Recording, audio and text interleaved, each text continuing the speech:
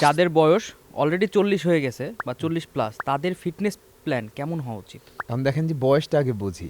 বয়স আসলে দুই প্রকার হয়। মানে যদি ফিটনেসের ভাষায় আমরা যেটা ডিটারমাইন করি বা আমরা যখন একজন ক্লায়েন্টকে হ্যান্ডেল করি বা কোনো অ্যাথলেটকে হ্যান্ডেল করি, তার ফিটনেসটা আমরা তার বয়সটা আমরা যাচাই করি যে তার বায়োলজিক্যাল এজ দ্বারা। একটা আছে অ্যাকচুয়াল এজ। অ্যাকচুয়াল এজ হলো আপনি দুনিয়াতে কত বছর অতিবাহিত করেছেন।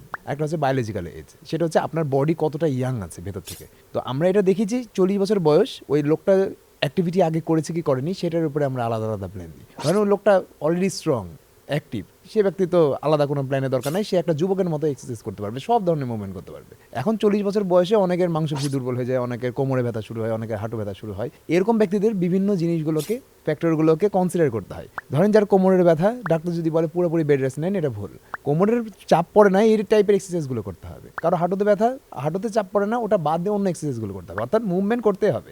এটা জিম ট্রেনার আপনাকে স্পেসিফিকলি বলে দিবে যে হাঁটু ব্যথা থাকলে এই ব্যায়ামগুলো বাদ, বাকিগুলো করবেন। কোমর ব্যথা থাকলে এই ব্যায়ামগুলো বাদ, বাকিগুলো করবেন। ফিটনেস প্ল্যানে যেটা থাকতে হবে সেটা হচ্ছে 3 ধরনের মুভমেন্ট থাকতে হবে। একটা হচ্ছে স্ট্রেচিং টাইপের, বয়স হয়ে গেলে মাংসপেশিতে স্টিফনেস আসে, তো এই স্ট্রেচিং আপনাকে করতে হবে, যেটা আমরা ওয়ার্ম আপের সময় করে নিই। এটা করলে আমাদের বডি ফ্লেক্সিবল থাকে। এটা নামাজের মাধ্যমেও হয়, যারা হচ্ছে অন্য ধর্মাবলম্বী আছেন অনেকে মেডিটেশন করেন, ইয়োগার মাধ্যমে হয়, একই বিষয়। এটা জাস্ট ফ্লেক্সিবিলিটি। এই নামাজ পড়ে যে ফ্লেক্সিবিলিটি আসে এটা হচ্ছে জাস্ট ফ্লেক্সিবিলিটি হয়, আমাদের বডি ফ্লেক্সিবল হয়। এরপর আমাদের তো কার্ডিওভাস্কুলার হেলথও দরকার, যেমন বয়সের সাথে সাথে আমাদের দম নেওয়ার ক্ষমতা কমে যায়, সিঁড়ি দিয়ে ওঠার ক্ষমতা কমে যায়, উঠলে আমরা দ্রুত হাঁপাই, অর্থাৎ আমাদের ফুসফুসের কার্যক্ষমতা কমে যায়, হার্টের কার্যক্ষমতা কমে যায়। এই দুইটাকে ভালো রাখার উপায় হচ্ছে কার্ডিওভাস্কুলার হেলথের এক্সারসাইজ করা, যেটা দৌড়ানোর মাধ্যমে হতে পারে, হাঁটার মাধ্যমে হতে পারে, অথবা এক জায়গায় দাঁড়িয়ে জাম্পিং করার মাধ্যমে হতে পারে, যার পক্ষে যেটা করা পসিবল তার বডি অনুযায়ী। হাঁটুতে ব্যথা থাকলে স্বাভাবিকভাবে তো সে খুব জোরে দৌড়াতে পারবে না বা জাম্পিং স্কোয়াট করতে পারবে না, তখন তাকে আলাদা মুভমেন্ট করতে হবে। যেমন কেউ সাঁতারের মাধ্যমে কার্ডিওভাস্কুলার হেলথ বাড়ে, দড়ি খেললে বাড়ে, মানে মূলত যে এক্সারসাইজ করলে খুব দ্রুত হার্টবিট রেজ হয় সেটাকে কার্ডিওভাস্কুলার এক্সারসাইজ বলে। তো এটা রাখতে হবে, এটা হচ্ছে দ্বিতীয় প্রকার। এটার বেনিফিট কি, হার্টের হেলথ আর ফুসফুসের হেলথ ভালো থাকবে। তৃতীয় যেটা সব থেকে ইম্পর্টেন্ট, যেটা সবাই নেগলেক্ট করে, সেটা হচ্ছে ভার উত্তোলন বা রেজিস্ট্যান্স ওয়ার্কআউট। ভার উত্তোলন মানে এটা না যে 200 কেজি, 300 কেজি, 100 কেজি, 50 কেজি চারবো। ভার উত্তোলন মানে হলো আমি যেটা আগে কখনো করিনি সেটা করাই ভার উত্তোলন।